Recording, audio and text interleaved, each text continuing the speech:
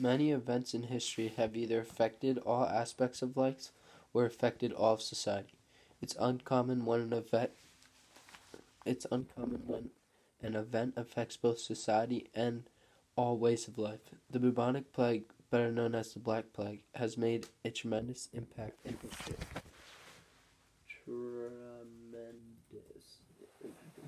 The Black Plague originated in China in 1334 and spread along the great trade routes such as Constantinople.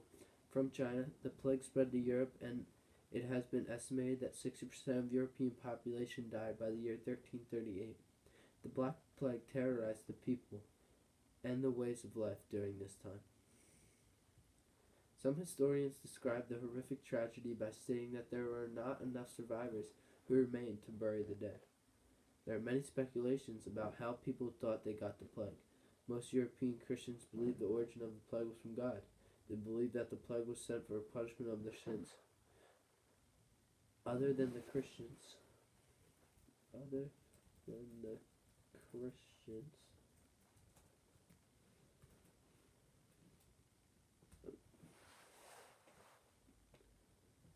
than the Christians, people began to believe all different speculations due to the fact that the doctors didn't have an exact reasoning for the plague.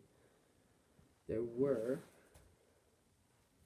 many speculations about where the plague came from, such as a punishment from God and contamination of the air. One popular superstition was centered around the ocean and the sun. The focus of the superstition was the ocean resisted the pull of the sun for 28 days. During this time, vapors alternately rose and fell. At length, the fire of the sun rays fell so powerfully upon the sea that a great portion of its waters were drawn off. The people believed that the water that was taken off the sea was contaminated, in which they would then breathe the air in. This air, which they breathed, breathed, breathed,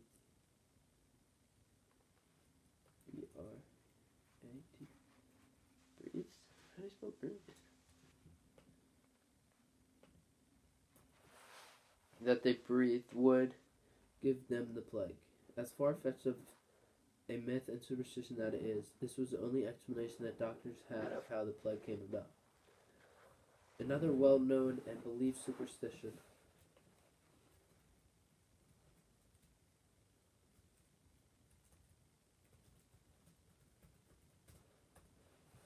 that was concluded by the physicians of Paris. Period. This conclusion stated, the sun and the stars cause the plague. Therefore, we, the physicians of Paris, will work to get rid of the stars. The physicians stated that it was a function of the stars to protect and heal the human race. In doing so, we will work on a natural phenomenon which would cause the rays of the sun to put forth fire and break through the contaminated vapor within 10 days. After 10 days, the vapor will be converted into a gaseous-like rain, which would fall for another 10 days. Finally, after those 10 days were over, the air would be completely purified, leaving no one to consume the plague. You may think that these superstitions were getting out of hand until yet another was made. Some people believed in what was known as the humoral theory. Humoral theory is based on the idea that the earth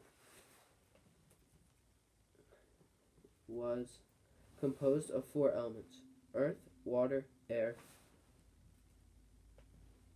and fire. The people believe that each element is linked to the bodily fluid, and that each element assumes qualities of the 4 elements. Earth was the element of black bile, which was related to the conditions of being cold and dry. Water was moist and cold and associated with washing the body. Air was associated with blood. And finally, fire is hot and dry and associated with yellow bile. It was well known that the plague was going around. The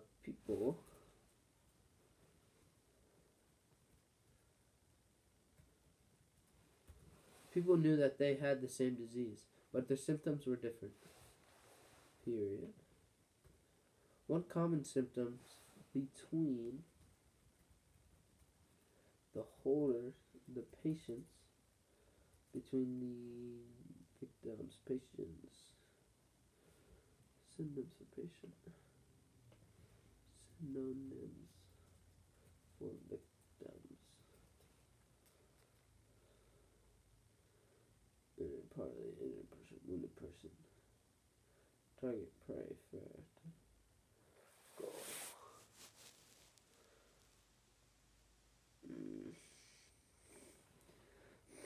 Common symptom between the I'm just gonna say the holders of the plague is that their body started to have buboes or blisters on all parts of their body.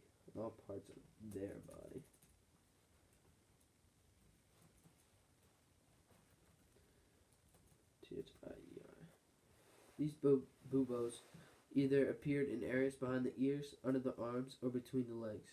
These blisters were of 4 different colors: black, yellow, green, or red, depending on where they were found on the body. Most doctors told the patients that these visible symptoms appeared on the bodies at the last stage of the process. Another way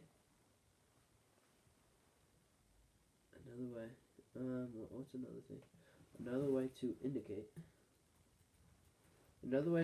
that an individual has the plague was if you had something called an open orgasm. Quote, its openings were in danger because they were an integral part of the osmotic relationship with exchanges between elements and the rest of the body. I should probably figure out what this is. Let's go my notes. Save that.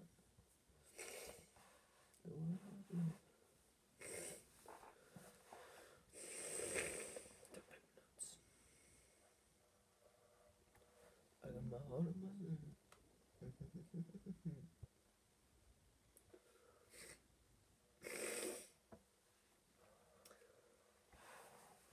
yellow variety.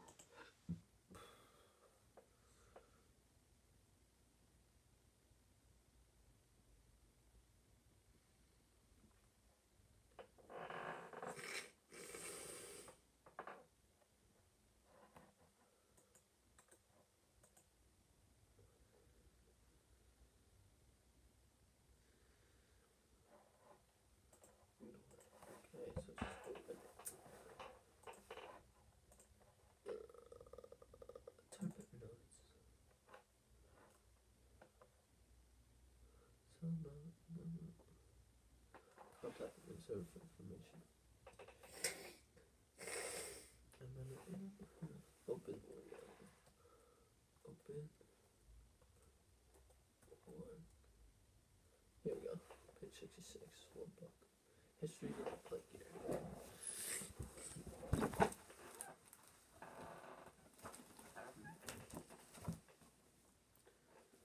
Come back on to page 66.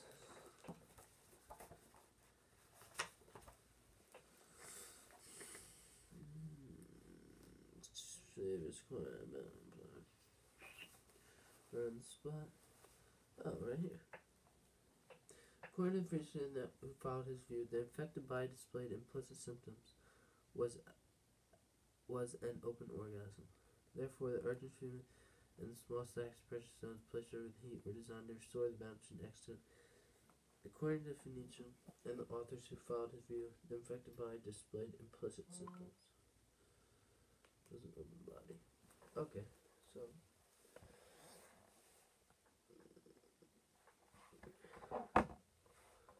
don't come up.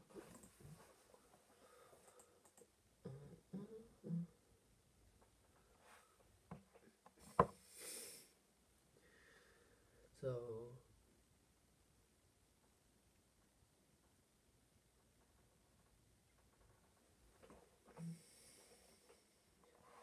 a specific author slash doctor said by the name of.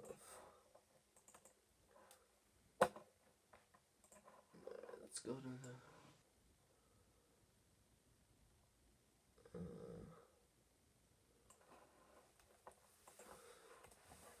Another way to indicate if somebody called a well-known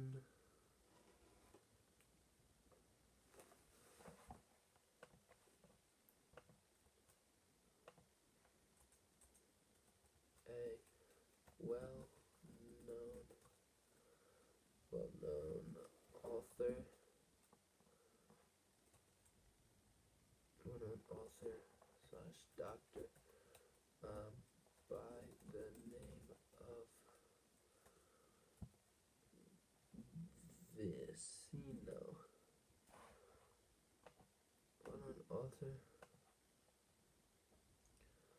A well-known author and doctor of the time by the name of Vicino saw something in his patient that he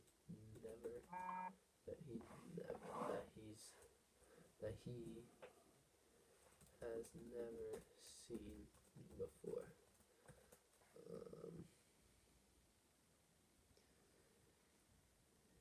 He described the infected body. He described the body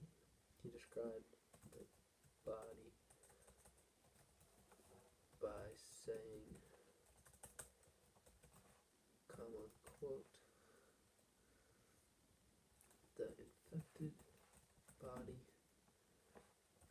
displayed implicit symptoms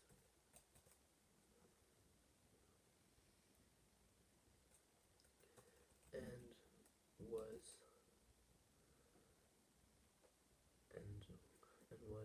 showing signs for a rare case of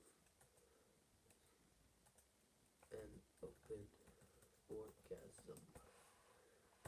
Orgasm. Yeah. Its openings were in danger because and then did I just put that in? Okay, but yeah, that works. Okay, so its openings were in danger because they were an integral part of the osmotic relationship of the between elements of the rest of the body. There are different theories and systems about the plague that the doctors and other medical specialists began to create. Okay, so there are different theories and systems about the plague that the doctors and other medicals started to believe. They began to create different treatments and medicines. The most popular treatment was a process called bloodletting.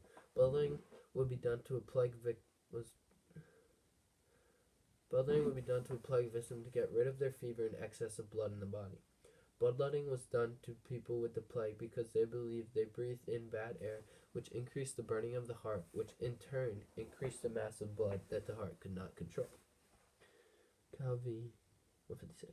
According to many doctors of the time, by decreasing the quantity of the bloodletting frees the life in the arteries. The normal amount of blood that was taken from the person was about 5 pounds. After receiving bloodletting, the patient should immediately be given a mixture of 2 ounces of both vinegar syrup and rose syrup. Other less common treatments including strapping live chickens around people who had the plague, drinking potions laced with mercury, and wearing sweat-smelling flowers and herbs. The lifestyles of families changed during the plague epidemic. So I can say not only